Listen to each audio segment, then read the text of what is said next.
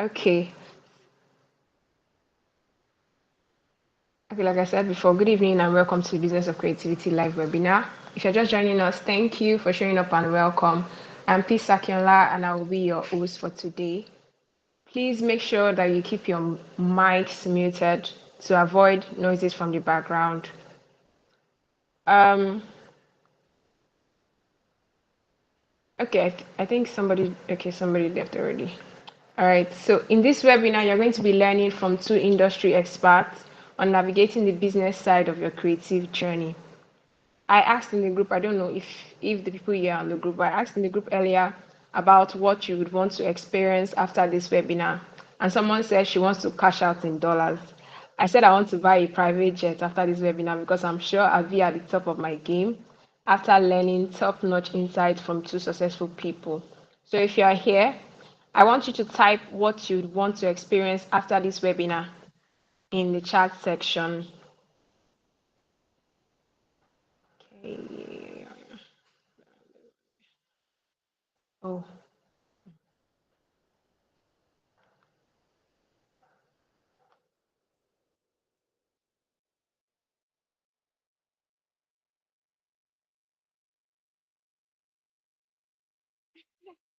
I can see more money about this trip. Okay. Abel and Esther, is there anything you would want to experience in this webinar?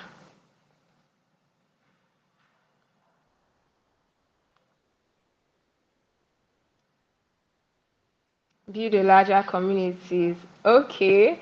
More money. Everybody saying money. All right. That's fine. It's okay. More money, more money. All right. I'm sure that you're going to get lots of it because the people that are coming to actually train you, they are people that have actually made enough to be able to say, okay, they are experts in this particular thing that they want to come and teach, or in this particular thing that they want to come and talk to you about. So again, if you're just joining, I think nobody else has joined, but then this is the Business of Creativity webinar. I'm Peace Akinla and I'm your host. Okay, somebody just joined. All right. So if you're just joining, like I said, my name is Bisakiola and I'm your host for today. And this is the Business of Creativity webinar. So without wasting much time, I'm going to introduce the first speaker who is going to be coming up to give us everything that you need to know to maintain steez in this creative journey. So if you are ready, just type I'm ready in the chat section so I know that you're following me. If you are ready for the first speaker to come up, type I'm ready in the chat section.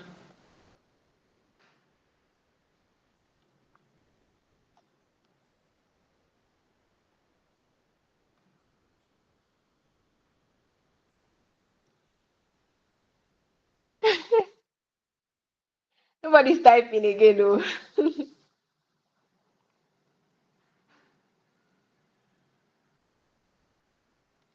Okay, you're ready. All right, ready. All right. Okay. So I will be introducing our first speaker, and our first speaker will be taking us through the step-by-step process of building your creative business, right? So, and her name is Elishiba Amola, and she's the founder of Serifix Creative Agency. She's also the founder of Serifix Academy. So, Elishiba Amola, welcome, and we want to bring you to the stage right now. Hi everyone. I don't know why I'm nervous. I'm feeling shy. Hi everybody. Like you said, my name is Elishiba. I'm founder of Serifix. Serifix is my branding agency. Um, well, I've seen a lot in this agency thing, but yeah, I'm happy to walk you guys through how you can set up your creative business and a little bit of tea here and there. Yeah. Okay. So to start, I need to share my screen. I have slides, beautiful looking slides.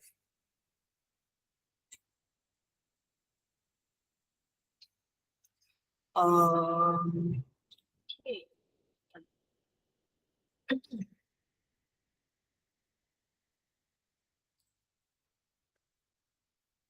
Okay, I can see Canva now.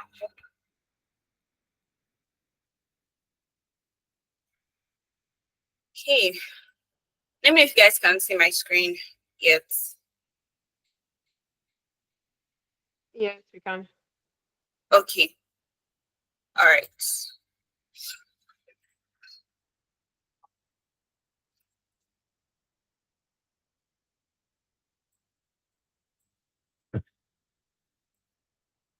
Okay. Oh, sorry. I think I should just record normally. Okay, we got that. All right, so this is my topic for today, and I'm gonna walk you guys through the process. I'll most likely share some of my experiences like in between. And if you have any questions as I go on, you can just note them down or drop them in the chat. Actually, I'll go over the chats when I'm done. Okay, so I want to first of all start by asking, what does success mean to you as a creative? I wrote down three major things that most creatives always mention, on social media, on Twitter, LinkedIn, wherever it is. And first one is having clients that you love, having the clients you love patronize you frequently. So you've worked with a client before and you were happy with the experience, you want them to continue to patronize you, or even if it's a new client, not an old client, you just want them to you want to have many of those type of clients. Then the second thing is becoming recognized by creatives in the industry or by creative organizations, basically. Being recognized actually gives you more leverage in terms of charging higher and commanding more respect from your clients, basically. Like if someone was to work with Check DC now or Fort Canvas or So Me Digitals, all those, known or recognized brands, or even freelancers like Ibeli Dume or Chisa. I don't know if anybody knows Chisa here. So those are brands and that I know that have recognition in this space, right? It gives them a higher chance of getting better clients or like higher paying clients, or just them even being treated well during the whole service rendering process. And then the last one, which is actually tied to my own personal goals in life, living a free life and working from anywhere. Having that restriction or restriction to the way you work, and then also not worrying about when your next pay is coming, just literally focusing on positive things of life, right? If there's anything here that resonates with you, then I want you to listen attentively, also take notes. So the major way, or I'll say the foundational way to achieve this, right, is you need to start thinking like a business, thinking like a strategist, a project manager, and overall thinking like an entrepreneur. Now, like most of the times as creatives, when we start learning, right, obviously you learn graphic design, you learn fashion illustration, you learn video editing, and you've mastered the skill. By the time you attempt to get your first client, it's always very rough. Like for me, my first client was very, very rough. The clients didn't, I'll say major clients, it's a client that is not my friend, because first people that patronized me were my friends. And like the first person that I got after that was a Ghanaian business. And we started the project and he ended up being paying. He ended up not paying rather. He didn't pay and it affected me a lot, affected my confidence, affected my will to move on. I even lost my small team then, and like actually took a long 1 year break before I came back. So I believe that sometimes it's like that for like creative starting out. But then when you shift from okay, now I understand the creative aspect, but I actually want to work with people, and you start thinking like the way every other service business would think when they want to render service to people, that's like the foundation of getting to that point of success. Okay, so this is me, my shy face. And I started my agency in 2018. Then it was Garneta Graphics, and it became service in 2020. So 2018 to 2019, ending of 2019, I think, was when things were a bit up and down. I think I had just like 3 clients in that whole period. And the one of them paid 3K, and then the second one I got was like 7K logo design, and then after that was when I got the Ghanaian one, and then ghosted. So 2020 was COVID year, which is the year that a lot of people, tried new things and figured out their lives, stuff like that. So that was when I was able to kickstart my whole creative journey again as Seraphic. So I actually trained brand designers, and then I asked if any of the people that I trained were willing to join, and they were like, yes. So right now I currently manage a team of 20 creatives, and we have rebranded ending of last year, and now we're set out to build a brand that gives businesses and creatives a 360 experience. So that's pretty much something about me. More details into my journey so you kind of understand the context, right? So like I mentioned, I had trickles of clients 2018 to 2020, including the one that didn't pay, ended up being a non-successful project. Then 2021 to 2022 was when I got my first national clients. And that year was a very nice year. I made over 500K that year. Imagine a girl that her allowance in school was like 5K per week, and then like there's 500K in their account, and I'm just like, wow. Yeah, that's how that year was for me. It was a very big jump for me. Then 2022, 2023 was when I got the period where I got a retainer project. So the clients that patronized us the first time, the international client patronized us the first time, I was able to retain that client using a few strategies. So he actually even waited for us to prepare to actually launch the new service. So that's when we started rendering website services.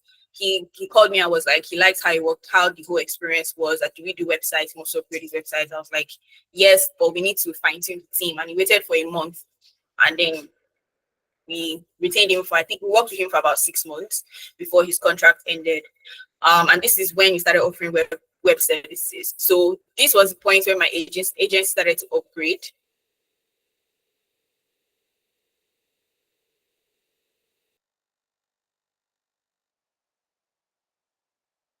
So we went from logo design to brand identity to web design and then brand strategy. So that's it. We finally got into physical branding. Now I have 6. We've gotten 6 national one-off projects. I currently have 3 international retainer projects going on, and this period was a 16M revenue for my agents. So this whole process of growth was strategic in a way. I'll say from like 2021 was when things started becoming more strategic. So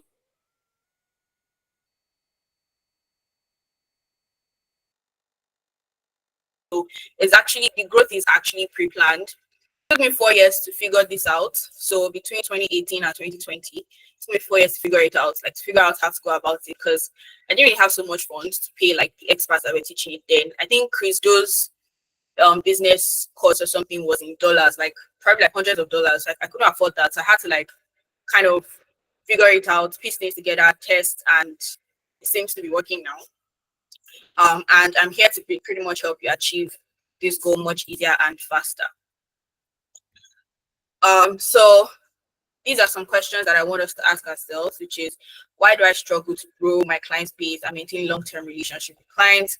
Why do I find it difficult to start charging higher? And why do I keep having clients that never pay or pay too little, right?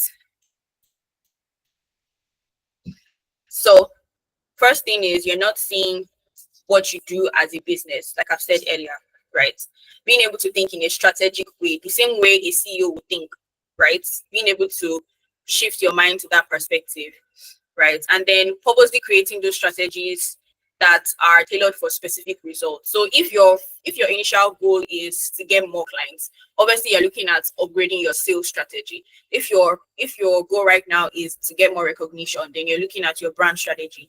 If your goal is to have better service offerings, you're looking at your operation structure. So being able to like develop these strategies and actually for a specific result and actually go by it. Then I'll say not having processes in place. I saw a video yesterday by Mofe Ade. I don't know if anybody follows Mofe Ade. And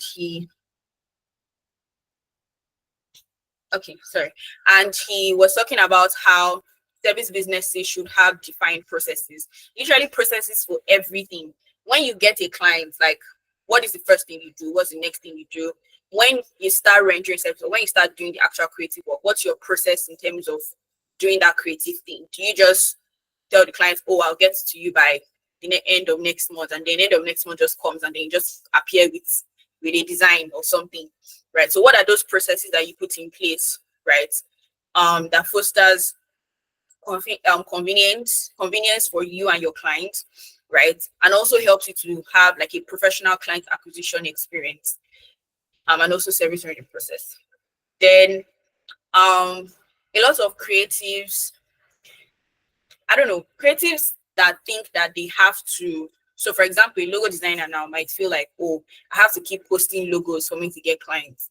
Like marketing is not 100% about showing your work, right? It's actually a balance of showing your processes, showing your results, the results you've gotten for your clients, and then also communicating the value that your potential clients are going to get working with. That's why you see these days creatives, I would say the big creatives are, they had like for example, Blind does not even post on social media like that anymore. But Chris Do would not post about like logos and branding projects and stuff. He would post like educational content, he would post inspirational content, different things, right?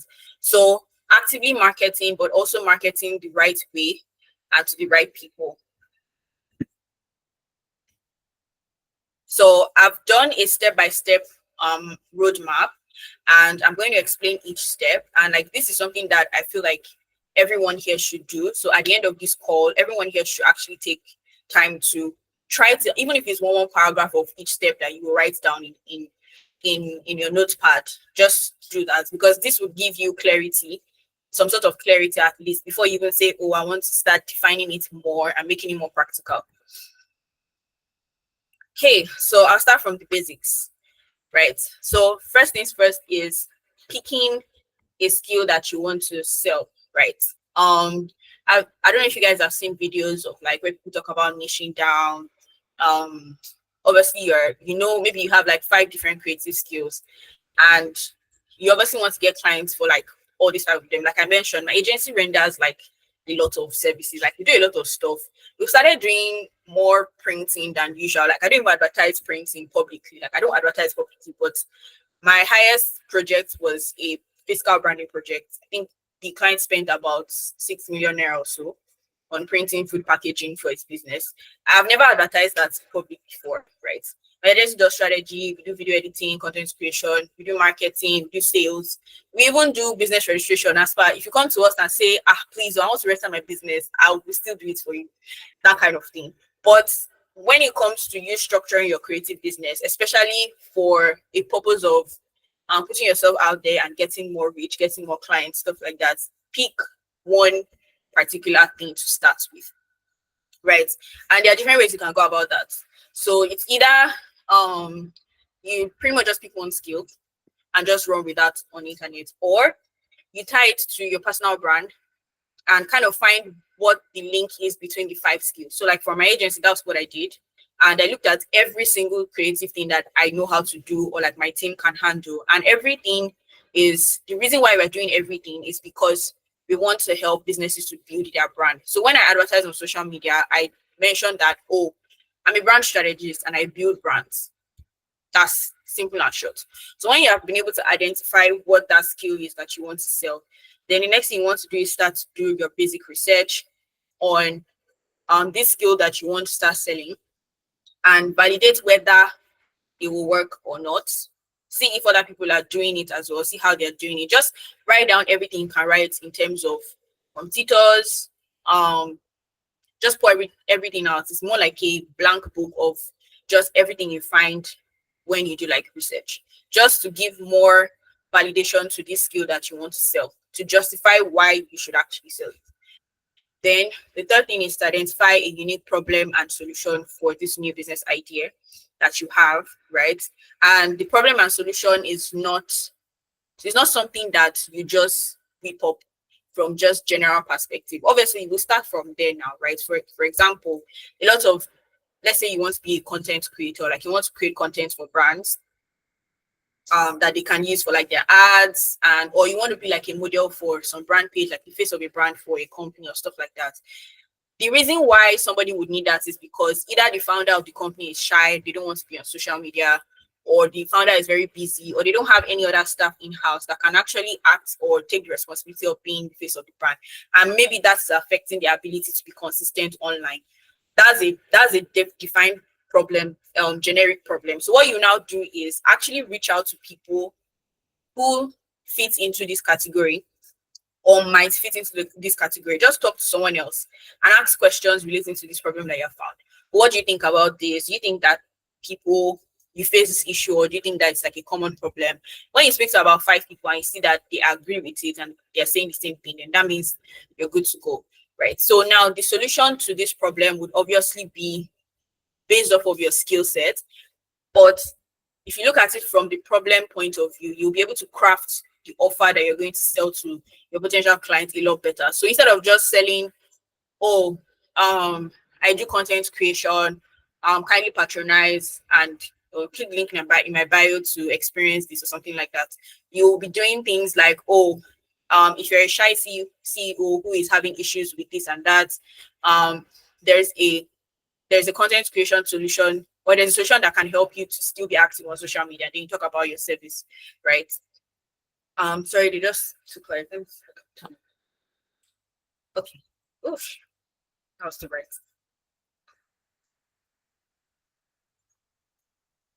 Okay. I hope you guys can still hear me. I hope I'm not speaking too fast.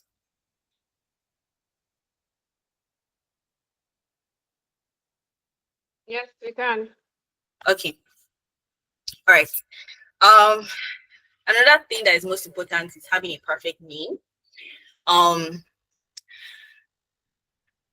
My agency's name, my lawyer, she's always commending the name. She's always like, because when she registered the name, she didn't have any issues with CAC, no nothing.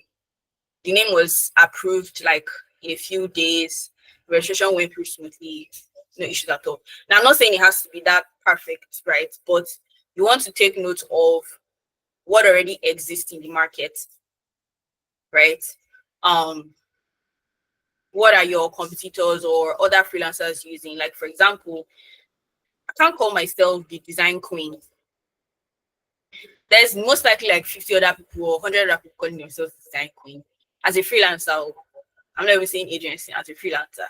So you kind of want to find something that is unique that can work for yourself in terms of your core identity, the service that you're offering, and also considering the legal aspect of things. Because even as a freelancer, like you still need to be careful about the legalities of things. Like, for example, if you name your personal brand what a company calls themselves, like they'll come for you, they find you. They'll say, no, now I've been using this name for you, and then God help you if they've trademarked the name. So you have to be careful about how you want to call yourself on the internet, right? Then this is like the basic of setting up your creative business. And the next phase is deep dive into your brand and your market, right? Your brand and your marketing. Now, your branding is something that would, like I've said earlier, would help you tackle your ability to be recognized, to be known, and as a freelancer, right? It's more tied to your person. It's more tied to your person. And as an agency, you might want to craft a separate identity for your agency, maybe because you're running it as an actual company that stands outside of you, or it still stems from your personal identity, but you're able to kind of still define your personal life from your business life kind of thing, right? But pretty much branding is focused on your core identity, which is influenced by your why. And your messaging is pretty much your medium of communicating this core identity. That's like the simplest form of practical or branding in real life, let me put it that way.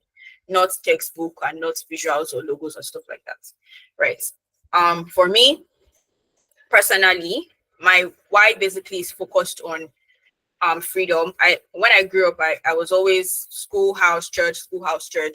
I didn't get to explore a lot of things. I didn't really go for birthday parties, do all those things. And like I just grew up desiring to have that level of freedom, wanted to be able to travel anytime I want. Um, like I just wake up one day and say I want to go for a trip, and I go on a trip and I can comfortably still work and still earn money.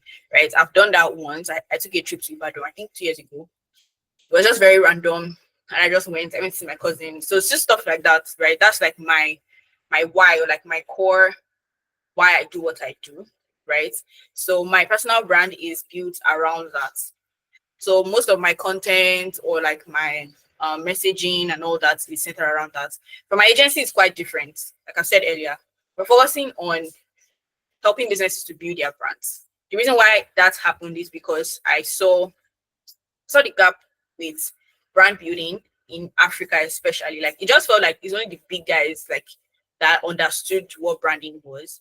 So it didn't sit well with me, and I just wanted to bring this into more mid-scale businesses, right? And that's pretty much why Serifix exists. So you can see how like the two identities are separate. That's my personal brand and my business brand. But when it comes to my service offerings, they kind of intertwine. So, for example, for my personal brand, if I get a business owner who just says, "Oh, help me build my business structure to run on its own so that I can travel more," it's definitely going to carry some branding things inside, and I push that part to my agency to work on it. So I've had situations like that that have happened in the past. So your core identity kind of helps in terms of organizing everything.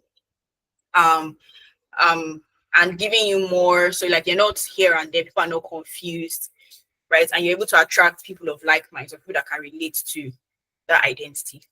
um Now, a brand marketing and sales strategy, like the word says, the strategy, it's pretty much you writing everything down in terms of how you want to be seen.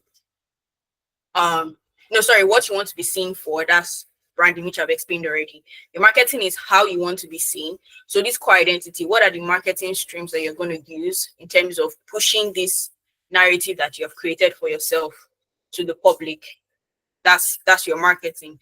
So obviously Instagram will definitely be there. Instagram and TikTok at this point is inevitable. But I actually have friends that are not on social media, but they write blogs. Like they're very popular on Google. They actually write like very nice blogs, blogs that actually get seen, and also. But what are the marketing streams that you're going to be using to, um, to push yourself out there? So whether it's content marketing, whether it's content writing, are you going to be doing? Are you going to be doing campaigns across the year? Maybe you want to be hosting like some webinars here and there. Whatever it is in terms of you getting that reach and engagement is marketing. Then your sales tackles your offers. That's what you're selling. So imagine I do an advert on social media, and I'll finally get leads. People are interested in what I'm about. People are interested in what I'm talking about. They're interested in benefiting from me. And I don't have any tangible offers to give. I just know that I'm a brand designer, and that's it. I expect that clients would tell me what they want. Oh, I want a logo. Okay, I'll do logo for you. Oh, I want my brand colors to be consistent. Okay, I'll do color system for you. Like I should be able to make an offer or paint an offer to a potential client, in the sense that they are aware of the goals that they are trying to achieve. And I come with the solution detailed. Okay, you're trying to be more visually consistent on the internet. Quite great and good. These are the different things that you need to do that. You list your 5 items.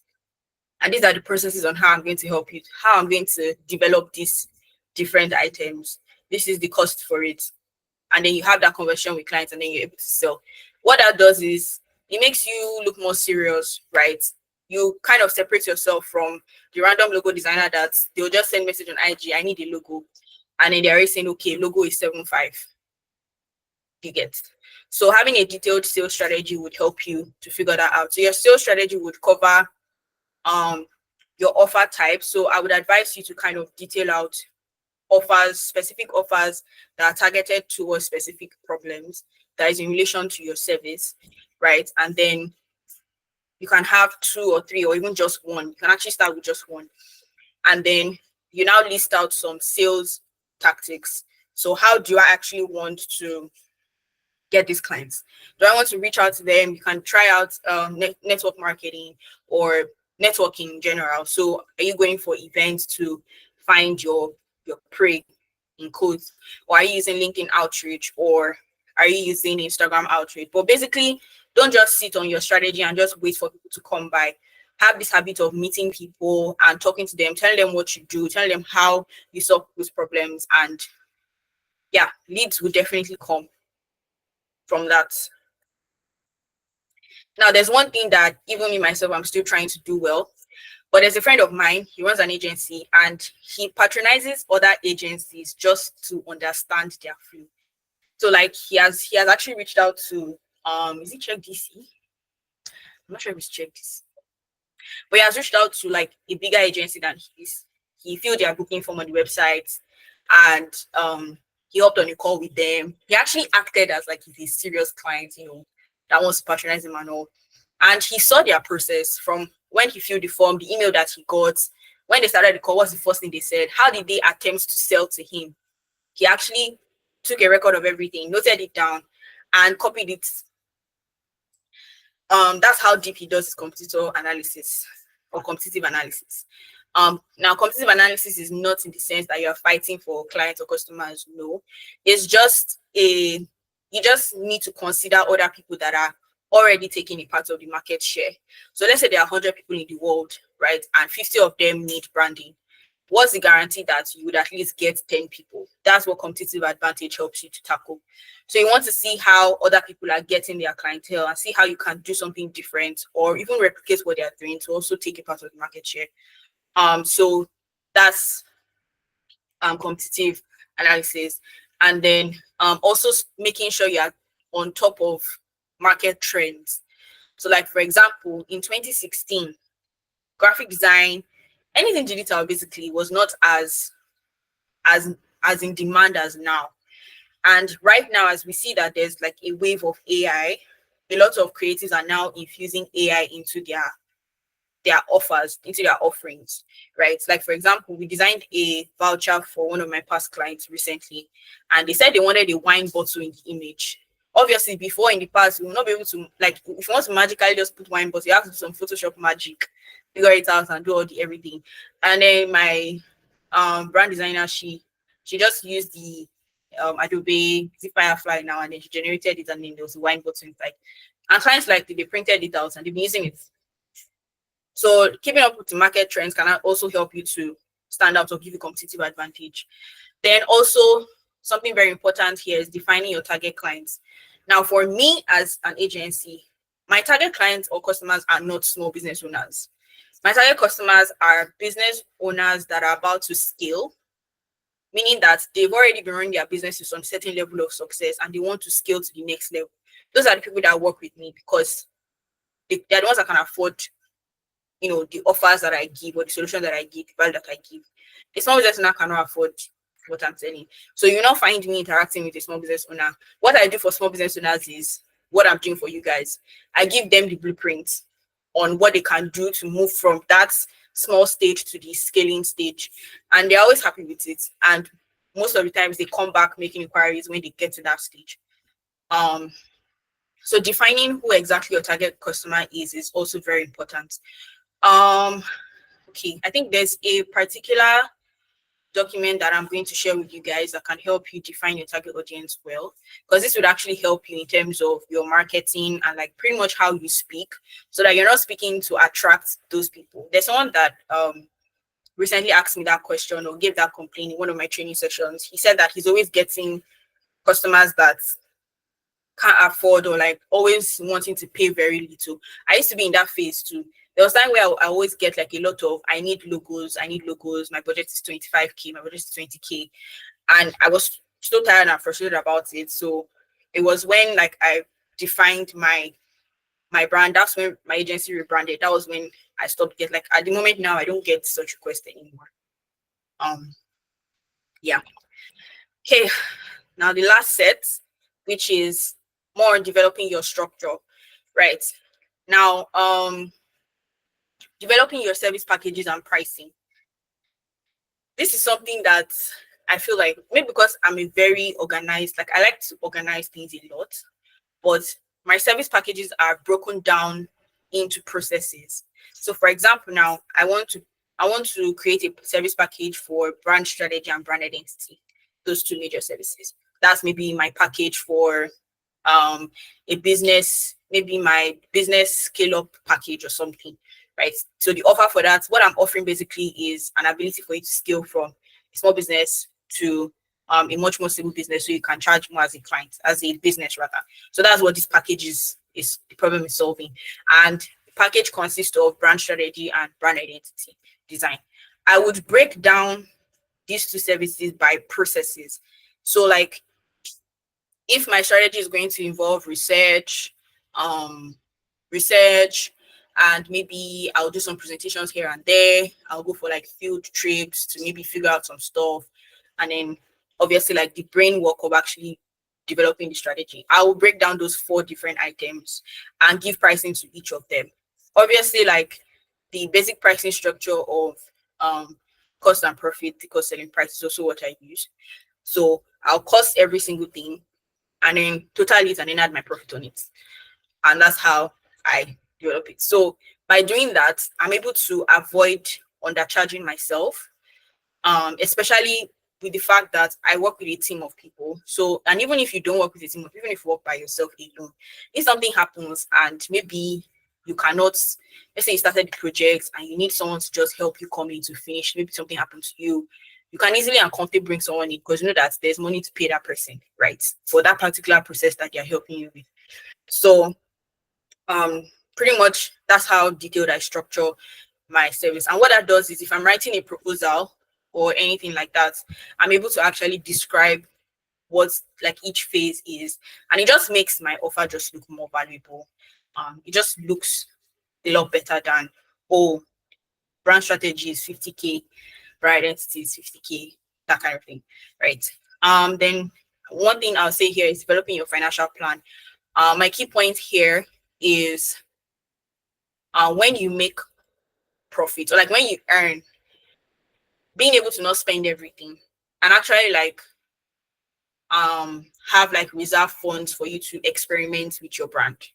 So for example, now I'm able to pay, I'm able to run ads from time to time because I have like a bank of money somewhere that if I want to run ads today, I can. If I want to work on influencers today, I can. Like it's not going to be a hassle for me trying to find the money. And then I also have like personally now, I have like funds that I gather for like gadget upgrades, things like that. Now, if all those things are costed before, like prior to you getting the gig, then it makes it easier for you to say, okay, now I've gotten the money. This part that is going to go to my savings for gadget upgrades. This one is going for like marketing, that kind of thing. So that's pretty much what your financial plan does. It's like budgeting for personal stuff, but you do the same for your business. And then here, picking a business structure or business type, it depends on whether you want to be a freelancer, an agent, or an agency, but it's pretty much down to sole proprietorship, LLC kind of business structure. So you also don't want to accept money. If you're running as an agency, you don't want to accept money in your personal account type of thing. So which business structure are you going for? Are you going to be a sole proprietor, or are you going to be an LLC company, so freelancer or an agency? This is important because you don't know where your business is going to get to in the future. Just have it, to be honest. It's not expensive to register a sole proprietorship on CAC. And then also safeguards your personal assets and stuff. And then also it gives you more leverage when you send contracts to clients, because you also don't want to just start rendering service without getting or sending out contracts rather. So if your contract is going by a registered name and address, it has more strength than, oh, I'm just a person and I just sent you a service contract and stuff like that. So you get what I mean? Then planning what exactly you need to start before you start. And I don't mean money, right? I don't mean money because me, I didn't start with money. I didn't have money. I was using my dad's laptop when I started actually. I got my own laptop. Finally. I'm sure this is probably smiling now because I've been carrying it on my head since. I got my laptop finally, ending of last year. So for my dad's laptop, I was using my friend's laptop, and then I just pretty much had priorities basically. Like I decided to spend most of my money on my agency than myself. So end of last year was like the breathing space I had. So I was like, okay, let me get this laptop. And I've been enjoying my laptop ever since. So you actually don't need money to start. Yeah. But what are the resources or what are the things that you need? You need to go and beg your friend to borrow your laptop, like the way I did. Figure it out. Yeah. So everything operations is focused on processes. Just writing down, like this one is even, I feel like it's the easiest thing to do, because just sit down, just close your eyes and think, if I want to get it, like if someone reaches out to me now that they want to patronize me, what's the first thing I would do? What's the second thing I would do? The third thing I would do to make sure that I actually get that client. That's what process is. It's very straightforward. So you have processes in place for the different aspects of your business. So client acquisition, client retention, task management for yourself, like that's your service rendering process. So all those processes, you make sure that they're in place.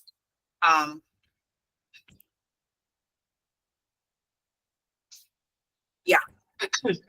And last thing I put here is to enroll for the Business of Creative live training. I think that's like next thing I'll talk about. Okay, not yet. I'll get there, Sha. So pretty much all of these things that I've said, what does it do for your business? So these are some things that I wrote down that it does. So I wrote most of the people who need your services are business owners, and you need to understand how businesses work to create offers that will be of value to them. So you see this all this that I explained, right? It works for any type of business. So you being able to position your shift your mindset to that point will also make you more relatable to your clients. Like for me now, I have conversations with my clients like, oh, one of my staff did this, so how can I solve it? And I can just share my own experience, like that kind of thing. The last one called me and said he loaned his partner money, and the partner has not paid him back. And then we talked about like some legal stuff to it, how he can like figure it out and all. Then one other person said he was going to shortlet. Was my thoughts and advice. So and those type of things, right, is what helps you build a relationship with your clients. If they want to do anything creative or related to what you do, they will remember you first, right? This even happened recently. So like the HR for one of the companies I've worked with before, she called me. She doesn't even call me before this webinar game. She called me and was like, someone designed flyers for a campaign they want to do, and they're not, and Jide didn't like it. That's one of the staffs thing. And then he was like, why didn't we use Shiba? That call Shiba. And then she said that's why she called you. So that type of stuff only happens when you are like you've built that kind of relationship with your clientele, and there's no way you can think on that level if you are not on the same level like you. Like you're not on the same mindset level. So you want to also think like a business owner to understand how businesses work, so you can create offers that are valuable to them. Then the second thing here I put is your business would give off a professional vibe that your clients can see. Like the moment when you shift from vibes to professional level, not professional in the sense that you are overly corporate, but you're just very clear with what you do. Like you just look kept. There's no way they will come and do rubbish with you. Oh, this price is too much now, reduce this for me, that kind of thing. Like there's no way that will happen. Then secondly, businesses will be more comfortable working with you despite the price that you charge, because they know that even if you run away with their money, they can still query, they can still sue you. They know that you're a business, you can be sued. They know that you are basically held liable for everything that you do. So they are comfortable. They're like, okay. And then now add it with you have good level of trust. Your brand is like trusted by lots of people. Like it just gives you more leverage, and like your clients are comfortable, right? So I wrote an example here. Compare buying a shoe at a fancy boutique to a stall in Ikeja market, like just by the roadside. You know how it is now. When you go to a fancy like place, buy a watch or something, like you even be embarrassed to say, is there any cheaper one? That thing happened to me recently. I went to a friend of mine when she was checking headsets, and then I saw the price of the headset was above what I would spend on a headset, and I just kept quiet. I don't even bother asking. I just said, no, never mind. I'll go and do my research myself to find a cheaper one. I could not ask for a cheaper alternative because I just felt like not embarrassed to ask. But if I go to some Oraimo reseller on the streets, I would negotiate with my full chest. That one is sure. So that's like pretty much what that's about. The third thing here is it makes you more efficient in delivering on projects and poses more successful projects and more retained clients. Now, when you have systems in place, you are not confused. You're not confused about what to do next. Even if you, like, for example, I had a client that she had to pause her project last year. We just resumed it again this week. Like, getting everybody that was on project for last year and continuing from where we stopped it's not even a hassle. Like, it just started smoothly. And like, we'll soon export. I think I'll be able to export the files and send it on Monday. So whether you're a team or you're just alone, no, your processes are clear, like you are not confused. And the moment where you yourself are confused with what you are doing, your clients will know, they can feel it, and they'll start getting worried. Right. The last thing I wrote here is it's much easier to scale and set up a team down the line, which would increase your level of productivity, revenue in the long run. Same way my agency started. I started with just one person. And now we're 20. We have more service offerings. I can take on more client projects at the same time. And we have like more offers. And that's because I have a system that can replicate over and over again.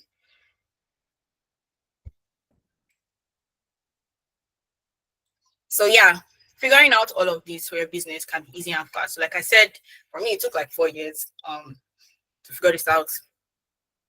And pretty much I've created a system, or I'll say Serifix Academy has created a system where you can actually figure this out in 2 weeks' time. And I mean something detailed.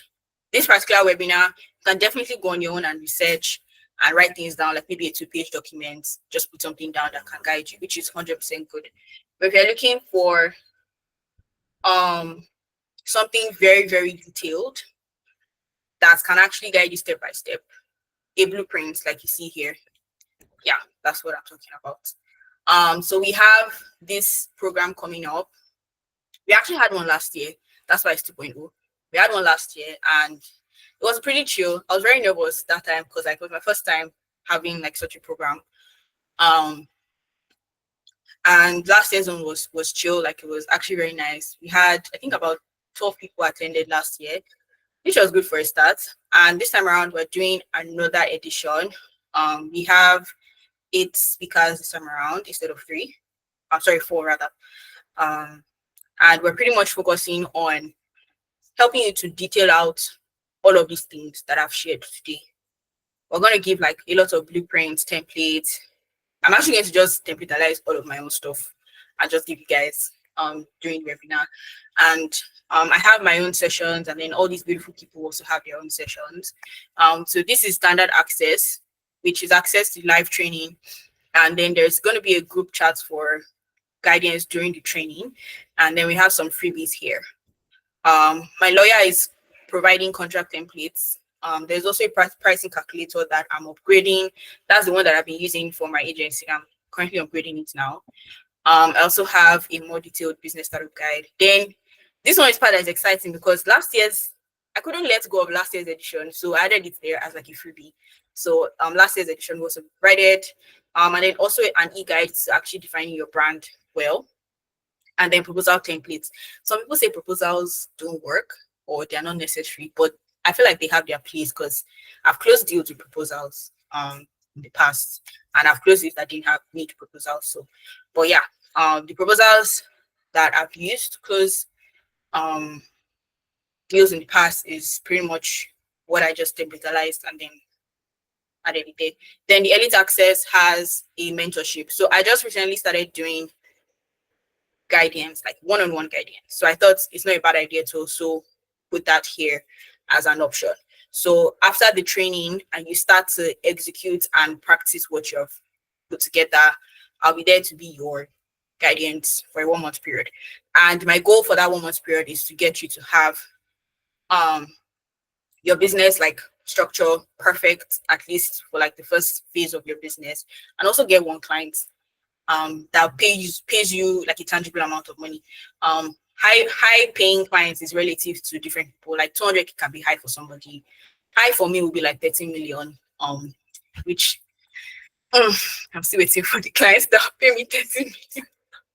But yeah, at least I've been able to stay in the million range, but not that high sharp. But yeah, that's pretty much the goal of the mentorship. Um, this is the plan for the program. It's starting on 5th of July. It's ending on the 20th. And we're obviously starting with the onboarding events. We just talked a little bit about the tutors.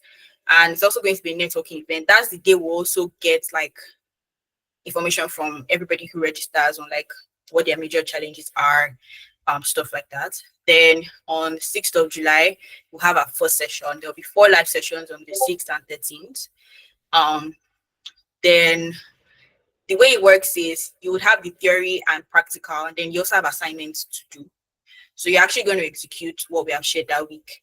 And there are special prices for the most active person actually does their work basically, because we're going to grade you guys and give prizes. At the moment now, we're not sure what that prize was, but last year we gave I think it was microphones. We gave microphones and free access to a particular tool for like 3 months or so. Yeah. So we have a topic by Charles Olatuyi on business strategies. He runs a media agency called Digital Junkie. Then we have Bernice. This is my lawyer. She's founder of Partner Council, and she's going to be talking about contracts and the legalities of running a creative business. I still get a lot of questions regarding contracts. I had a friend of mine reached out to me last week asking me if his contract was making sense or not. Like, so we had that conversation about like what should be inside, what should not be inside, and also like understanding how to read contracts so that like you're not like caught up in loopholes and things like that. And then this is me. I'm taking 3 topics, majorly on financial management, running an agency, and then client onboarding and building relationships. My session is going to be 100% practical because, to be honest, I feel like practical is a lot better than theory. I'll just show you guys. So I don't have slides. I'm just going to show you guys. Then we have Bolu Awakon. She's head of brand and design in Traction. So she's going to be talking on marketing and pretty much positioning yourself, getting maximum traffic, and creating awareness for your creative business.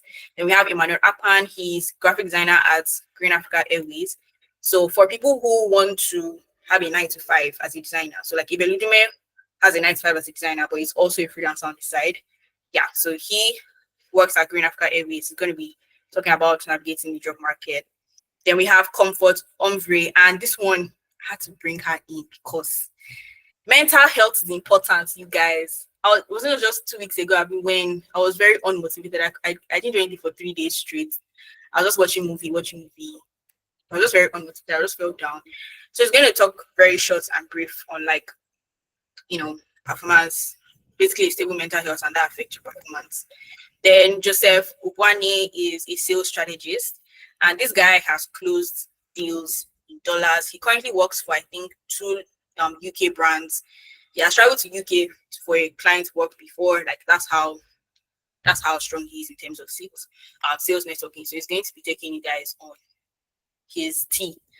And then we have Robot Ige. So he's a freelance brand designer, and to give you guys that practical touch on being a freelancer basically. So he's going to focus on the value of your creative work on businesses. Yeah. So we have a fast action buyers bonus, and that's I'm pretty much going to be taking free mentorship for the first 2 people that register within the first 24 hours. Yeah, and then on this call for everybody, we can all register for TBC and get 20% off. Okay.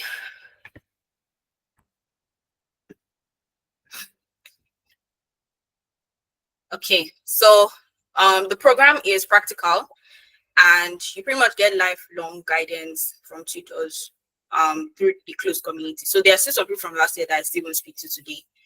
I still like answer 1 or 2 questions and stuff like that. Then there's also access to all the recordings after for further learning. So you still have access to everything. I'll just address some what is before I show you guys what the portal is like. So it says, what if I can't keep up? Is it too early for me? And like I'm busy with work. So the thing about me with learning is whatever I can learn now, even if I don't start practicing it now, I still have that value, right? So it being too early is not a problem because you can always start anytime, right? As long as you understand what you need to do. You can also take your time and move at your pace, right? Um, then if you can't keep up, obviously we have the recordings, we have everything set, and then this time around we have 1 week. We have 1 week of time for you to practice what was taught on Saturday. Then yeah, Saturdays are mostly like free days, except for like when there are weddings and stuff. But Saturdays are days that most people can attend. So we've kind of created it in a way that it's suitable for everybody. Peace is already, she's already like, it's time, it's time. So let me reshare my screen real quick and I'll just show you guys like where to register and everything.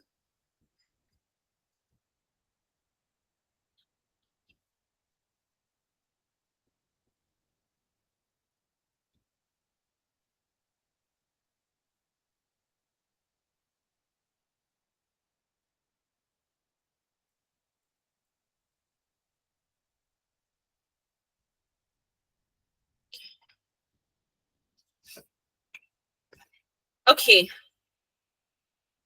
so pretty much after registering here, you're able to toggle to choose if you want the elite access or you just want standard one.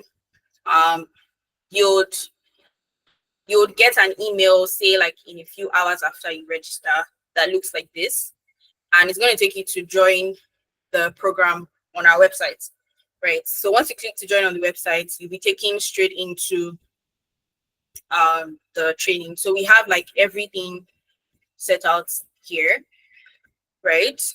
At the moment now, this is what it is. So you pretty much just come in here when the day comes and then click the join the Google Meet.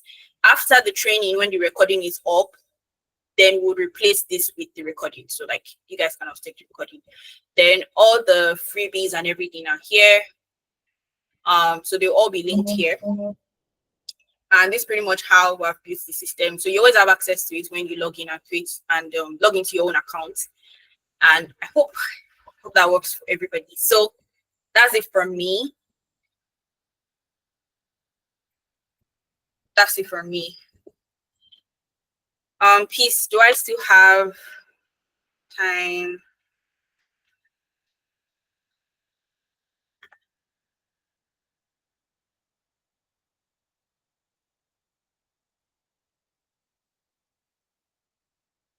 You're muted just in case.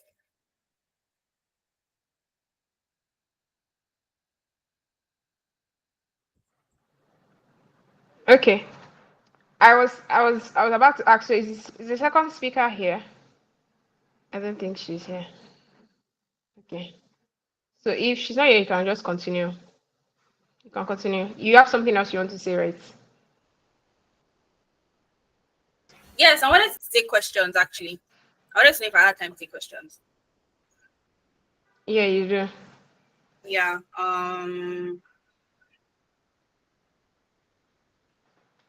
1 minute.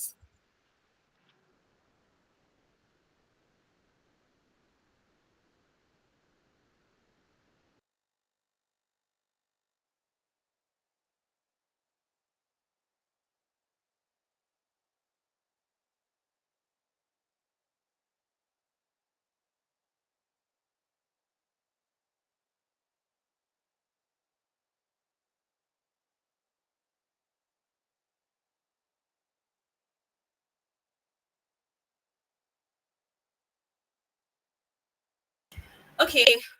So let me first of all ask everyone here if there are any questions you'd like me to answer regarding everything I've shared with setting up your beauty business.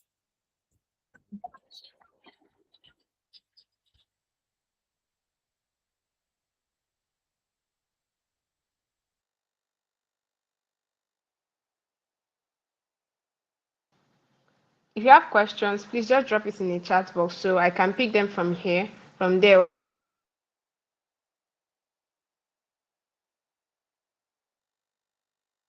She can pick it from there.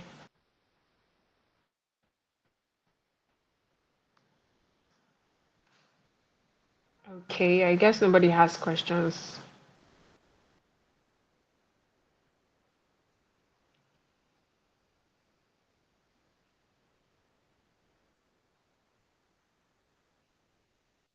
Okay, so since nobody has questions, okay, you want to say something, all right? Yeah, there's some questions in the WhatsApp group, or saying things that people have dropped before so that I could address. Okay. Let me see.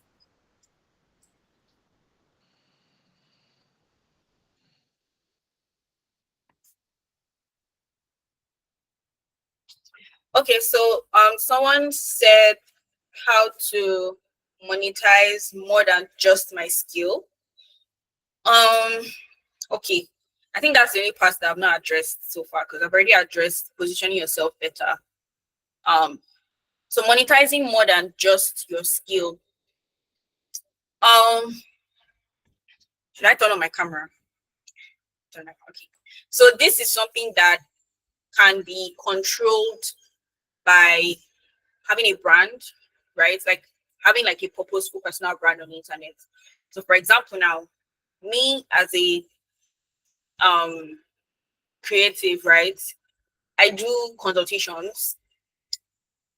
So like as a brand strategist now, what would be my skill, like selling or doing my skill exactly would be actually coming up with strategy.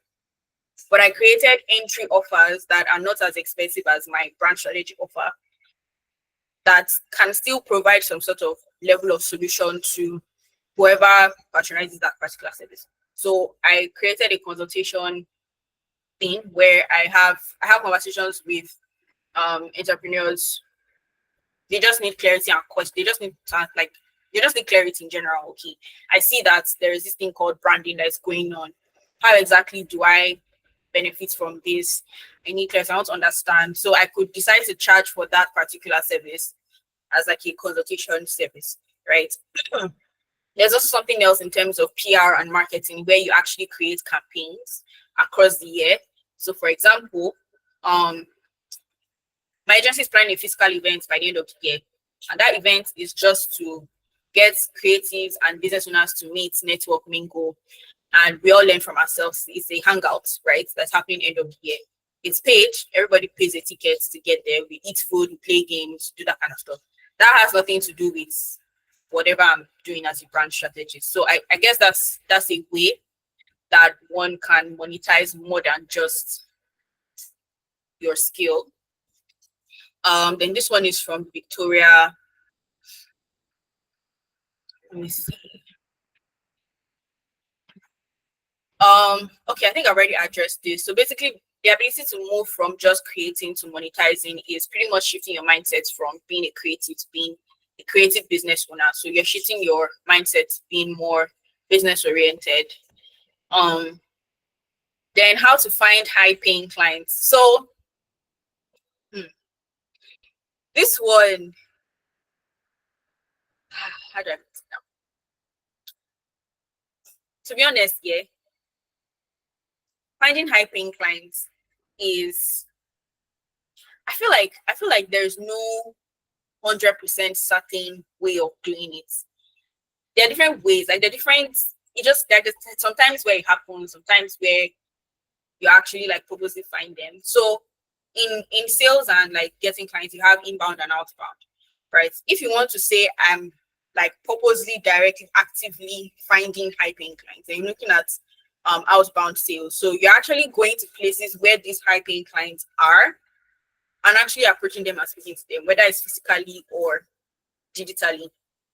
So that's where people start using like sales outreach tools or sending out cold emails, stuff like that. Now, me personally, I don't enjoy doing that because I'm an introvert. Like I can't just walk up to somebody and start talking. Like it's not gonna happen. Like there has to be some sort of something, sha, you get. So what I do most of the time is I just talk to them and I just get their contacts, names of them, and then I keep the conversation going from time to time. And then after a while, they end up like patronizing or even referring me to some of their friends that have money put. Right now, for inbound, it's all about positioning. So, like I said, I used to, um, Pete, sorry, can you send the link again to WhatsApp? Someone just joined the group.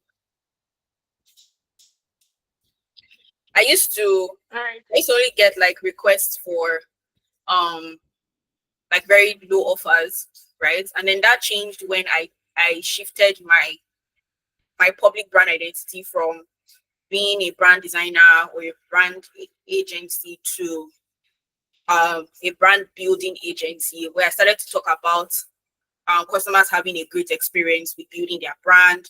And then I had like a series of, I think I started a podcast that year. I built a website and like a website for Serifix. It was that at that point where people started to hear me speak about this brand building thing that I started getting people who would pay me higher. So those are the two major things.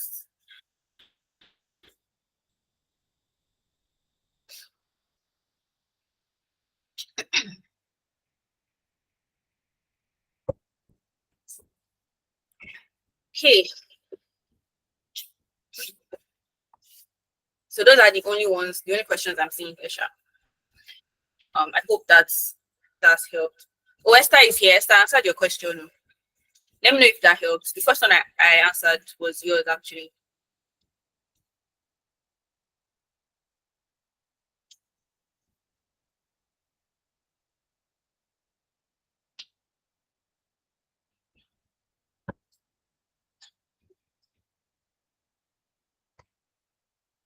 Okay. Um Joseph's just joining. Hi Joseph, welcome.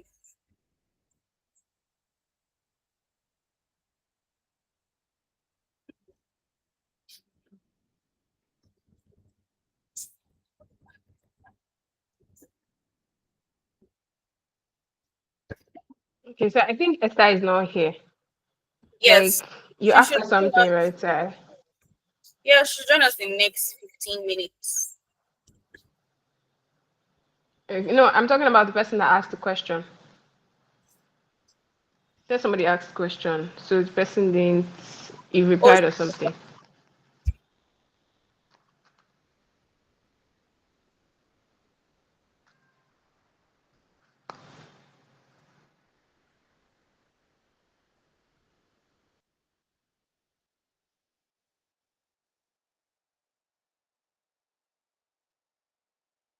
Okay, so I think our network is bad, but if you can hear me, please just type in the chat box that I can hear you, so I know that you're here.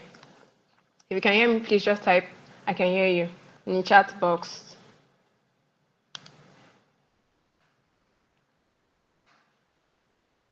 Okay. All right. Okay. So, first of all, I want to say some of the things I actually learned that I would want maybe all other people to get from the particular topic that she actually taught. So, in case you just joined or you're just joining us, I want you to just take it or take this note and just like get it in mind, something like that, because I feel like these are things that you have to actually remember. So she said something about, okay, let me turn on my camera. Okay, it's pretty dark here. So she said something about starting from somewhere, and I want to kind of emphasize on that. So if you're starting like your business, or let's say you feel like, okay, I want to start a business, but you don't know where to start from. You don't know if people are going to accept you for who you are. You don't have capital, you don't have capital, you don't have money, you don't even have a laptop. Like she mentioned, she said that she did not even start with her own laptop. She started with her dad's laptop, which is very, very, very remarkable. I didn't even know that.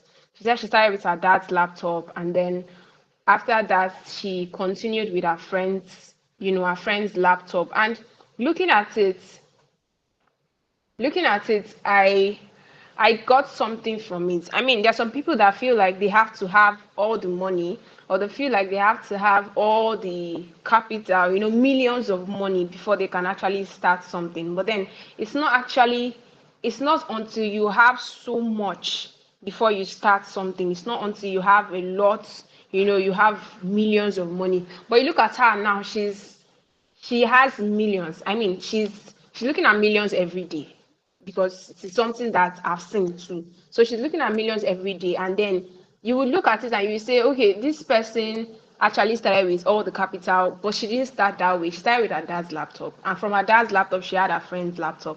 It was just until last year that she bought her own system, so she's to start using. So this is actually a lesson to you that you can actually start from somewhere. There's no small how would I put it now? So there's no small move. You can start from somewhere. You can start from anywhere. You have friends, okay, that have system, that have a laptop. You can stay with them. You understand? You can stay with them, and then you start from somewhere. Anywhere you start from. So I would just be that's what I learned personally, right? So I'll be asking people, and I want you to actually unmute your mic this time around. We're not doing chat section, chat box now. So I want you to actually say if you were here before, or maybe you joined when she was actually taking some stuff. You can just tell us, okay, what did you learn from what she actually said? Maybe what did you get from it? What do you think you would like to work on? Do you have any questions? Things like that. So I don't know. I want to I want to make it open, but then if nobody's talking, I'll actually call names. So let me make it open first. You can just start if you came here or you were here before when she was talking about her topic and all that. So you can just say what you learned, some of the things that you learned, and some things that you would want to actually work on. So I'm waiting for somebody to talk first before I call names.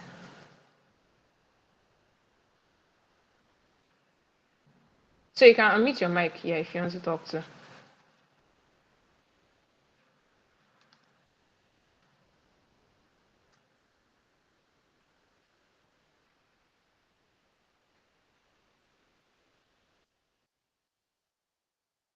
Okay, I know that Eze Annie has been here before. So if are you here? I'm so sorry if I call your name the wrong way, please. Eze Annie. I'm not sure that's the right way, but I am sorry if I called you the wrong way. I don't know if you were here when she was actually speaking. So can you say something, maybe something you learned, something you might want to implement, something like that?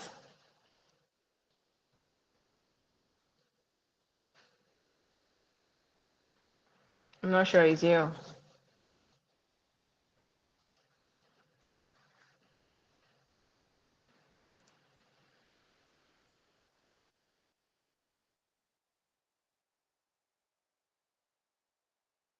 I'm not sure it's here. Okay. So Joseph, did you join us? Okay, I'm not sure. I think Joseph joined at the end. No, I'm not sure he joined in the beginning. Yeah, I think he joined in the end. It was only that first person I see here. The rest of them they've gone already. They left the call. Maybe they are shy. They're They're not shy even like here. It's just one person. It's just one person I'm seeing that is here. And I don't know, maybe it's because I called the person's name wrongly. That person is vexing for me. Esther should be joining soon, Sha. Okay. All right. I hope I helped everybody anyways. Um I think what you can do is to give like a quick recap of what you said, something like okay. that. So you just like give like some points what you said. So it will not look like the people here they didn't come and all of that, and they missed out on a lot. I mean, you guys really missed out on a lot. Okay, first of all, the recording is going to be provided after the call. So but just like a quick recap. Oh, Esther is here. Hey, just like a quick Hi, recap. Esther. Okay. You can give your Okay. recap before I introduce Esther. All right. Quick recap. The major takeaways from what I've shared is your ability to shift your mindset from being just a creative to actually running a business, in the sense that how do business owners think? How do businesses operate in terms of operational processes, um, even down to your relationship with clients, being professional, and being able to maintain and create boundaries with your clients, things like that. So basically, you're taking standard business strategies and applying it to your creative skills. So see your creative skill as a random, like any other service, like whether it's accounting services or legal services. How do they operate that same way? So that's like the summary of um everything I shared, with key points being having processes for everything, like written down documented processes, not processes in your head, like actual written down processes that guide you on every aspect of your creative business. Okay, I hope that helps. All right. So I'll be calling in the second speaker right now. And hmm, our second speaker, she's a celebrity. Celebrity in this agency business. You can see her smiling. See, let me just tell you guys the gist. So if you come out of this place and in 2 weeks you don't buy private jets, please, just go and sue Shiba. Don't come to my own house, so just go and sue her. Like, just seize all her gadgets, sue her, just take everything. Because this person is actually coming to speak. She is a social media agency founder, and the name of our company is Social Media Corner Store. I don't know if I mentioned that one right now because I don't have American accent. But then it is SMC for short. She's the founder, and her name is Esther Nkechi. Our topic will be she'll be taking us through transforming your skills and passion into a lucrative business. Welcome, Esther, and thank you for joining us. Hi, Peace, and thank you so much for the introduction. Let me know, can you hear me? Yes, we can. And hi, Joseph, hi, Vivian, hi, everybody that's in the room. Just let me know, are you guys with me? If you're with me, you can drop an emoji or you can drop hi in the comment section so I can just know I have an audience that's listening to me before I get started.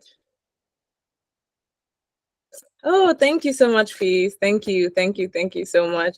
So yeah, it's so good and amazing to be with all of you guys here today. I am so excited. I love talking to people about anything that comes to passion and anything that comes to business, and like literally merging the two to create magic. So I'm so excited to talk to you guys today. I don't know if I'm able to share my screen so that I can share what I'm gonna be speaking on. Yeah, hi Joseph. Thank you. Thank you so much.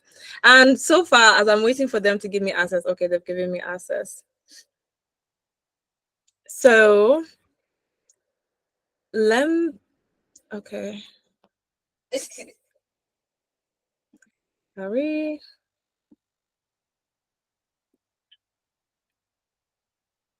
Okay. So let me know if you can hear my screen, whether you can see my screen.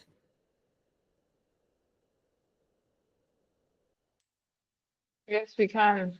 Awesome. So yeah, just getting into it. First of all, you guys are superstars because you have been here since. Like, I feel like it's just amazing when you see people who are just so thirsty and they're interested to always just know, to learn more, and to generally involve. If I think it's like such a beautiful thing to see. And today I'm going to be talking to you about transforming your skills and passion into a lucrative business. Now you're probably wondering that who is this random babe that's coming and smiling? I'm probably fine to talk to you about that. But I want to start with my own story and how I turned my own, passions into the creative business. Now, starting from my passion story, I would say that my passion started in probably around 2020. That was when randomly, as a student, I got scholarship money. And from there, the hustle is as if the hustle spirit in me came alive. And I suddenly said, like, this money, I must just get more money that's beyond what my parents are giving me. Personal passion stories. I have several ones, and which I call like my failure stories, which they taught me a lot.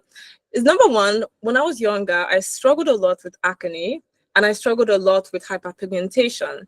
And because of that, on my path of discovering like new and innovative ways to help my skin, because I didn't have so much to be investing in expensive products. And at that time, it was also a time when essential oils were raining. So I managed to stumble across a company that was selling quality essential oils at a lower price than so many other people. So what I did was that I turned my acne struggle into a skincare business where I was basically reselling the products and adding a little bit of margin. And I would go around the school and I would go to people's dorms and I would knock on the door and say, oh, come and buy. But unfortunately, due to COVID and other reasons, that business didn't survive. But I tried again. I didn't give up. I also had a love of graphic t-shirts, and especially during that time, there was a time when these cut-out graphic t-shirts that had holes in them were trending. However, I couldn't seem to find it, and I also couldn't afford the very expensive ones that were in the store. And because of that, I bought a bunch of t-shirts, and I randomly just started cutting it up. From there, I found a vendor who coincidentally was selling t-shirts at a lower price, and I told my friend, I like this thing, and this thing is trending. Should I turn it into a business? And from there, I started a failed shirt business because COVID came, and unfortunately, I bought all the shit by myself as a unit. However, the journey continued from there. I turned my love for social media. When I was younger, when I was 16, I had a passion for social media. In secondary school, they used to call me the social media savvy person, that person that always knew how to grow followers, that person that always knew, oh, how to do this strategy. So I always had this passion that I want to work in social media. However, for a long time, that didn't happen. Until 2021, where my friend, who I had taught strategies in secondary school, how to grow her account, wanted to monetize her account and become an influencer. And she came to me, and that was how my career in the social media world started. And I don't know if any among us here also have like similar stories, whether you have passions that, you know, you have actually like turned into a business. If you have, I would love to like raise your hand. I would love to hear that briefly before we like keep going. Or you can even drop in the comment section too.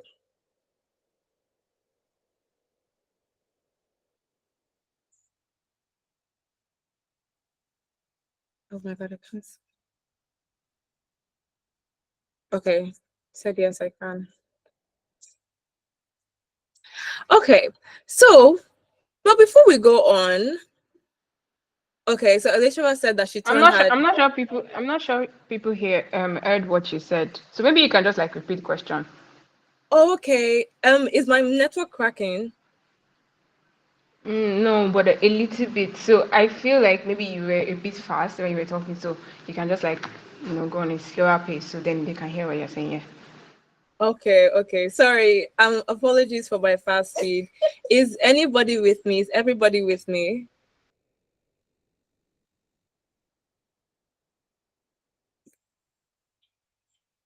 Yes, thank you. So yes, I was asking that if you have turned your passion into a business, like I would just love to hear, so like you can drop that in the comment section or you can share it with me. And yes, I will make sure I talk a bit slower as I go on. So yes, moving on. Thank you so much for the feedback, Joseph. So moving on, before we go into this session, I'm going to tell you some tips that kind of helped me along my journey, especially when I finally decided to take social media very serious. And I decided, okay, I'm going to actually build something profitable about this. And I'm going to talk from an angle of transitioning, not just starting as a business owner, but starting more as a creative and a freelancer, and then moving into a social media agency, which is a shift that I recently made about 2 years ago now. So that's what we're going to be talking about in this session. But before we go on, the question is like, who the heck am I to actually be telling you all these things? And just in summary, my name is Esther Nkechi. I'm a data-driven social media content strategist with almost half a decade of experience. I mix my background in economics and love for business into my agency. And above that, I'm very passionate about women empowerment. And I do that through my NGO that I co-found. Moving on, I'm going to be sharing some very simple tips. And like, honestly speaking, these are really simple.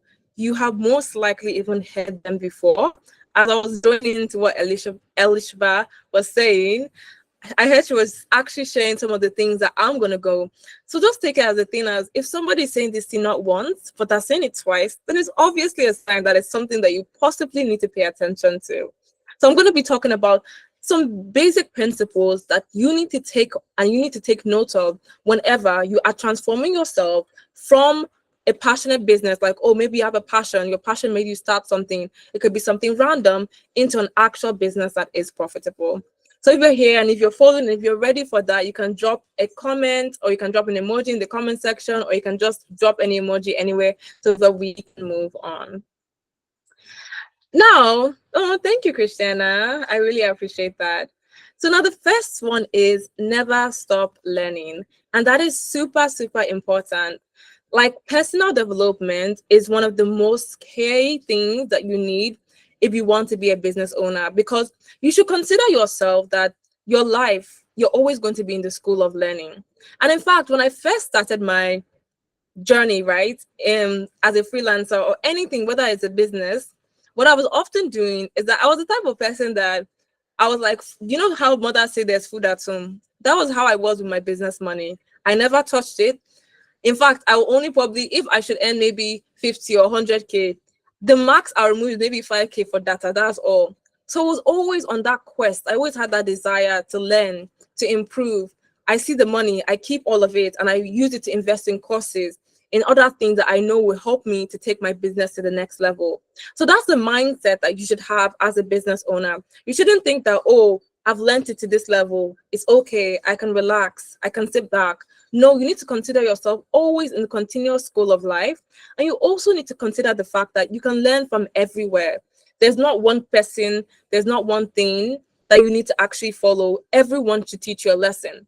And the only caveat I will put from that is that when you're also seeking lessons, it's very important that you take note and you learn from people who are in the positions that you want to actually be in.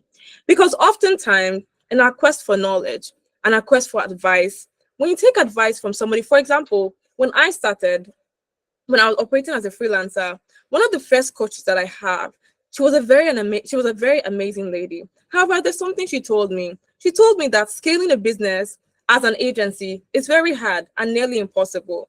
And I just imagine I had listened to her, I wouldn't be where I am now. I wouldn't be having a business that, gives me that freedom and gives me what I want. When you're learning from people, it's very important that you learn from people who are in the position that you are in, because of the position that you desire to be in life. Because it's not like these people are giving you bad advice. However, they're telling you advice from their limited perspective and oftentimes projecting their own insecurities and their own struggles onto the advice.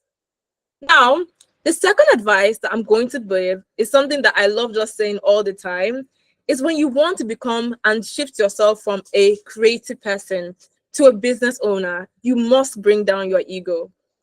Because our ego is a part of us that wants to be good at everything, that wants to be the best at everything, that wants to know it all. It feels like, oh, I'm this creative, I'm good at this skill. And because of that, it gets into your brain and your mind. But the truth about life is your ego will want you to do everything and know everything, but your potential will require you delegate. Because the best business owners are not the ones doing everything. The best business owners are those people that lead. And that's the problem a lot of creative people actually have. Because they enter the business based on their own skill, it's very hard for them to let go of that part. It's very hard for them. They often think, oh, nobody can do it better than me. Nobody can replace me. And that's not a mindset of a founder that wants to scale and have a profitable business. So that's why it's so important that you bring down your ego and you realize, I don't have to be the best at anything. And you constantly seek and look out for individuals who are better than you in everything you do, so that you can bring them onto your business and they can actually form your team. Because you need to remember, your job as an entrepreneur is to have the vision, find people who are better than you, and then bring them together in an amazing team and systems that help them to thrive. So if you learn nothing, learn to bring down your ego and that feeling that, oh, it's only me that can do it. It's only me that can handle this thing. It's only me that's perfect. And I get it, something that it was very hard for me. Recently, in my agency, I actually let go of strategy, which is a part I really like. But I realized for my business to truly thrive and to grow, I need to be focusing on the key activities, which is revenue generation and being the best leader I possibly can, so that I can actually scale. So that's a decision that you often have to make when you're in a quest for having like a profitable business. And now, the third thing I want to share is number 3, build not just your skills, but your mindset.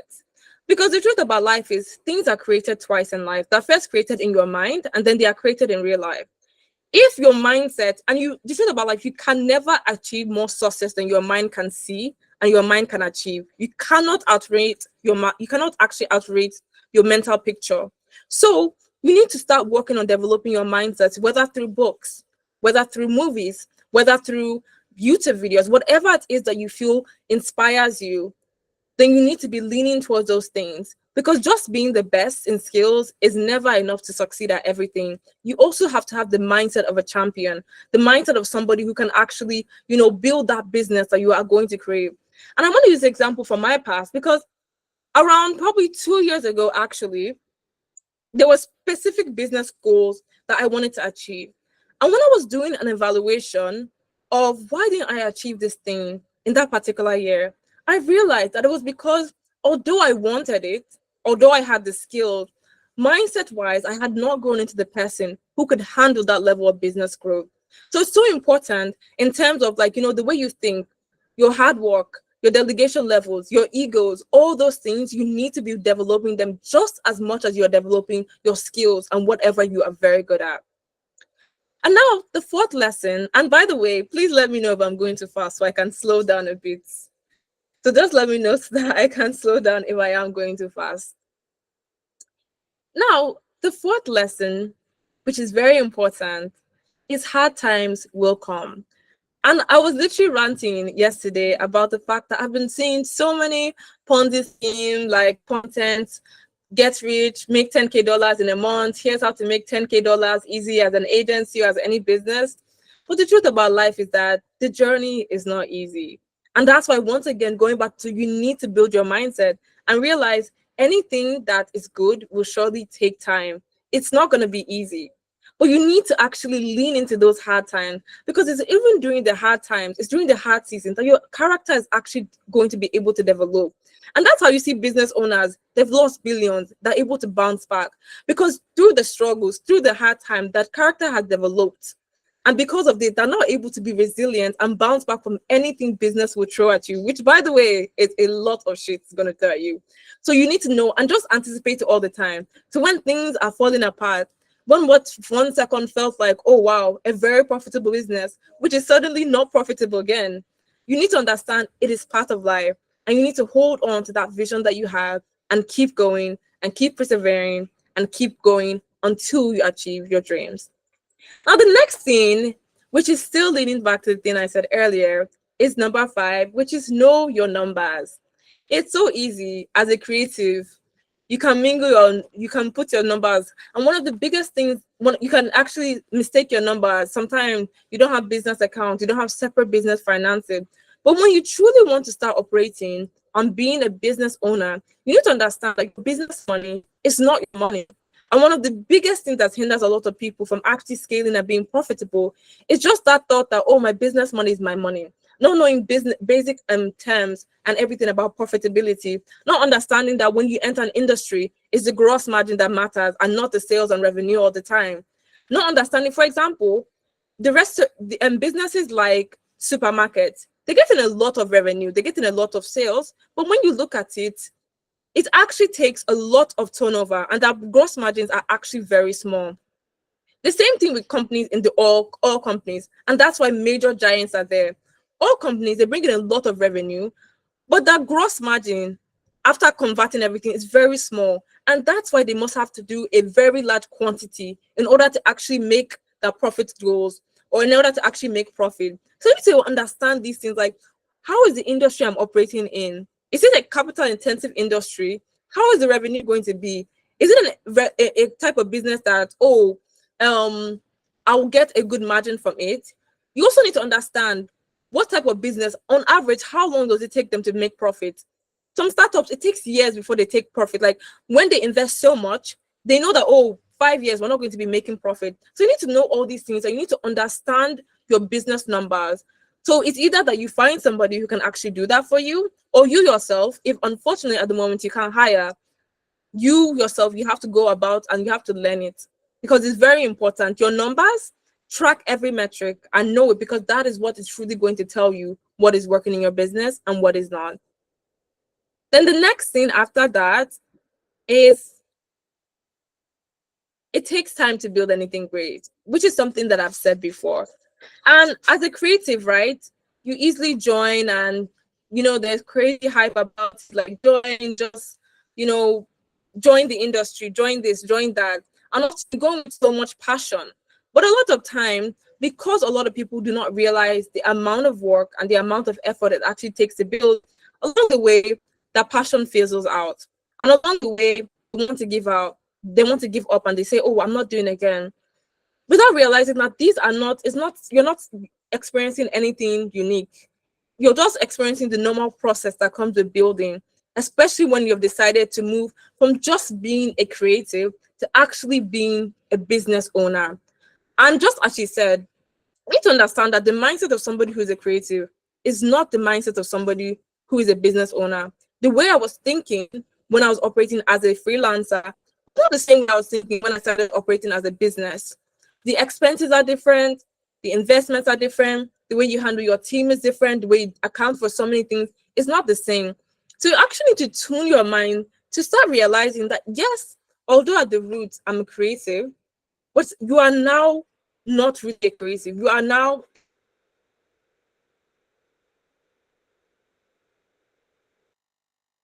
a business. I'm going to round up because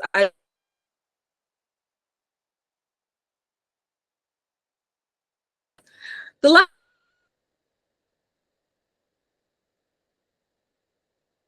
something that I see a lot,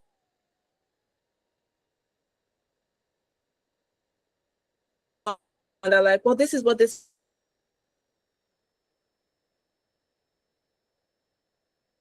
direction.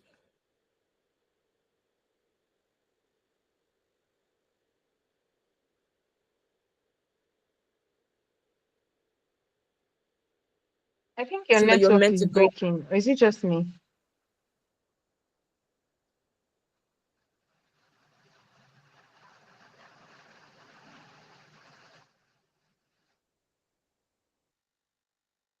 This network is crazy.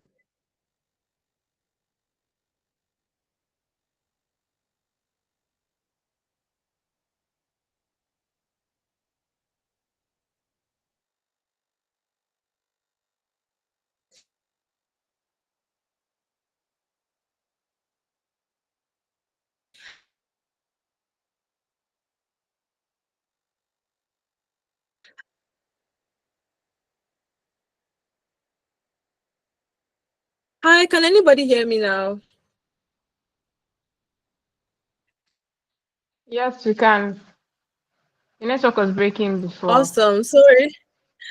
Which part did you stop hearing me from?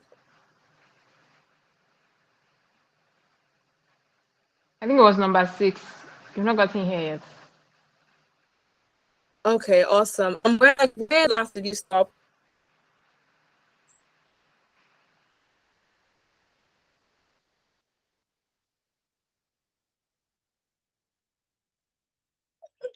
Number 6. Okay, awesome.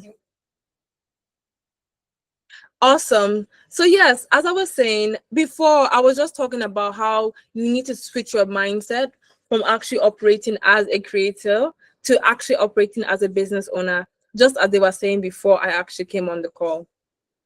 Now, the last thing I want to talk about, as I said I don't really like long sessions. So like the last tip I just want to share is lean into you and don't copy others.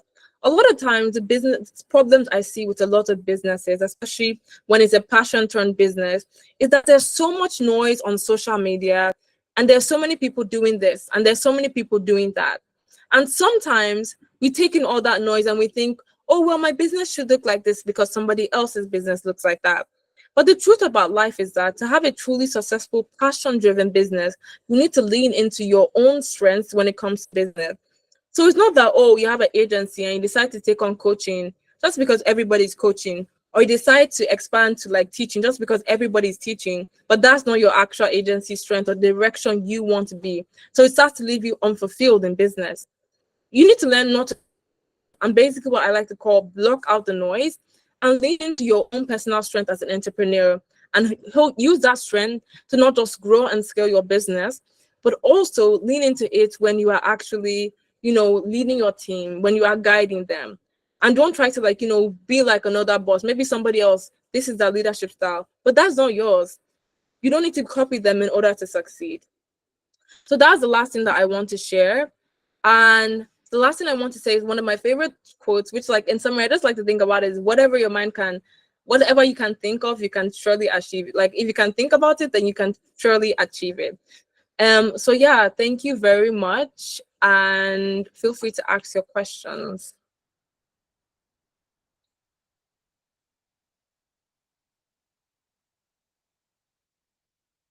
Okay, thank you so much, Esther. That was a mind-blowing section. Thank you so much. Really appreciate you, and we appreciate your presence and being here. So, if you want to ask our questions, please you can unmute your mic or you drop them in the chat box. If you want to ask our questions, please let's be quick. Let's be quick with it. This is your chance to ask our questions now. Oh. She won't be here again another time. So please, if you have questions, please you can ask. Drop your questions, drop it anywhere. Drop it in the chat section or you unmute your mic.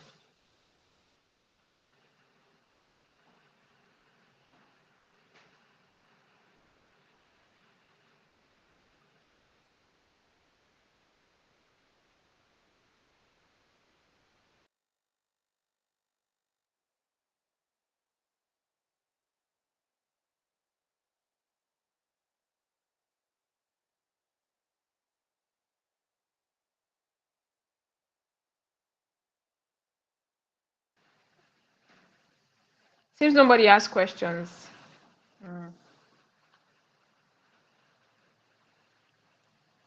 Esther, Christiana, and Etemire. Okay, it was well explained. Okay. Okay.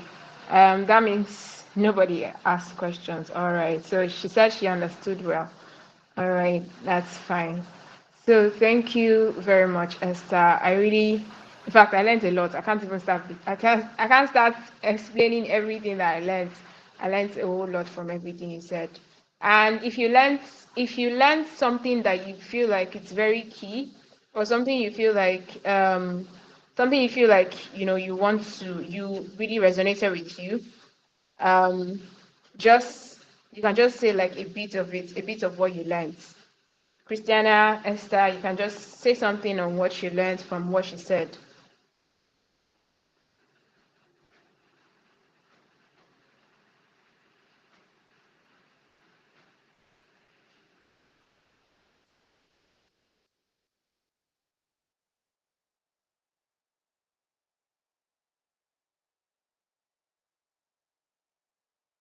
I'm waiting. Oh.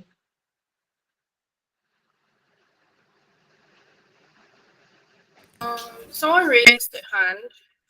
You can unmute and Okay, speak. you can unmute your mic and just speak.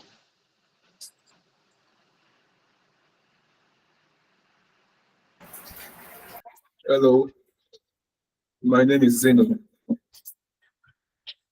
Um, Based on what you said, if I learned anything, is that making a business is never easy and never a simple thing to do. And the point here is that when you decide to go into a business, you should have a focus point and you should keep going no matter what. She made us very clear. That's it. Thank you. Thank you very much. Is there anybody else?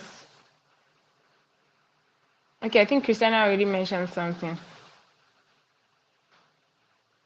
Okay. All right. So I've seen that already.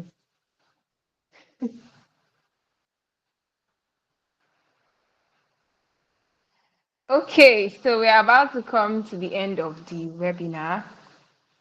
And It has been such a section. So the recording of the webinar will actually be available to everybody, and you'll be getting the information on that soon.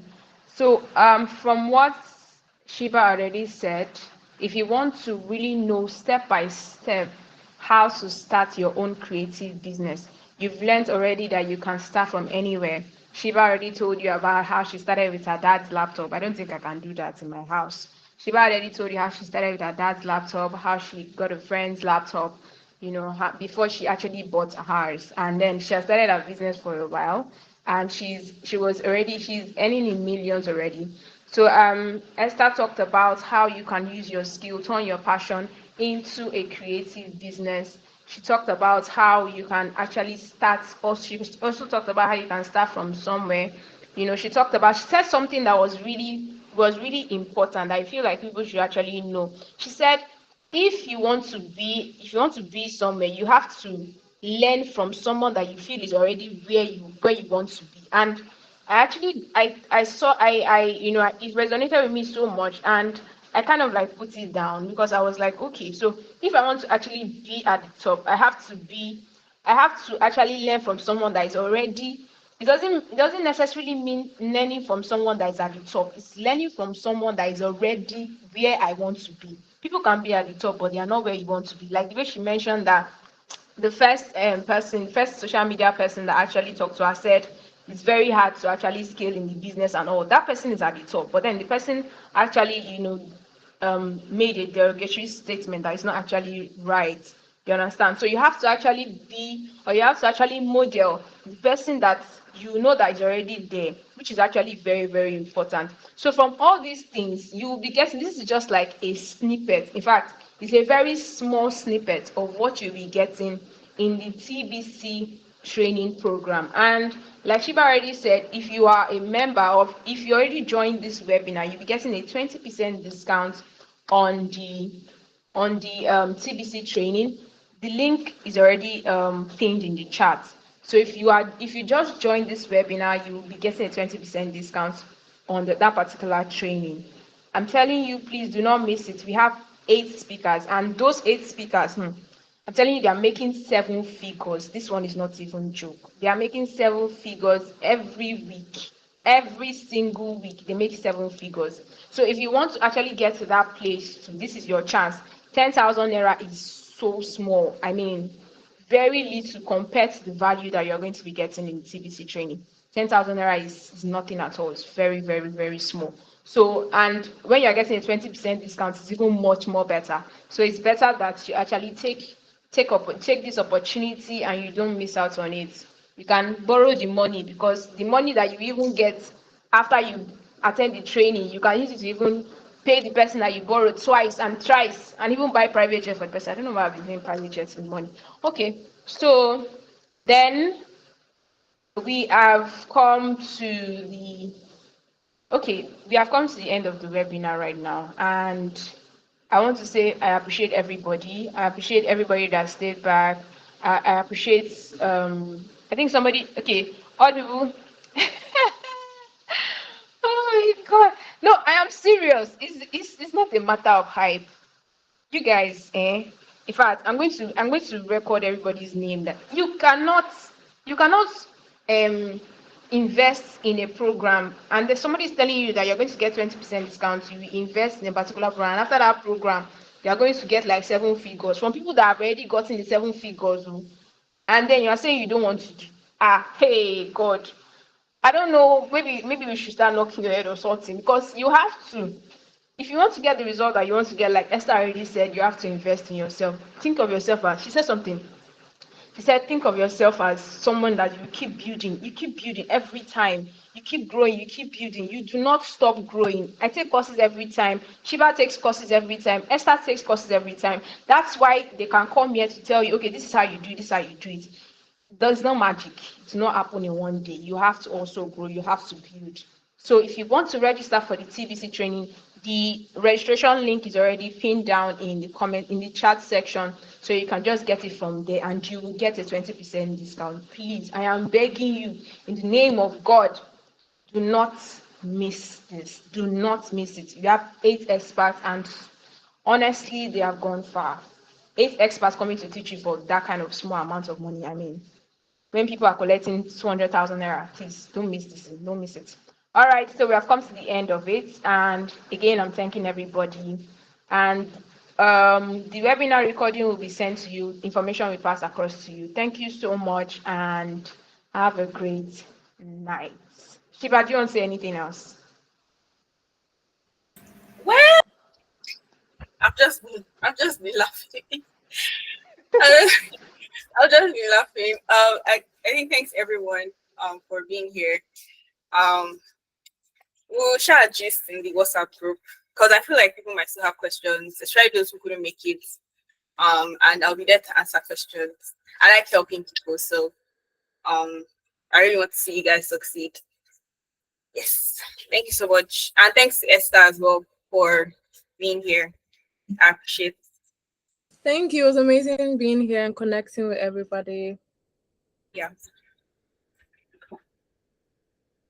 All right, so good night and have a great day and have a Everyone. good night. All right, bye.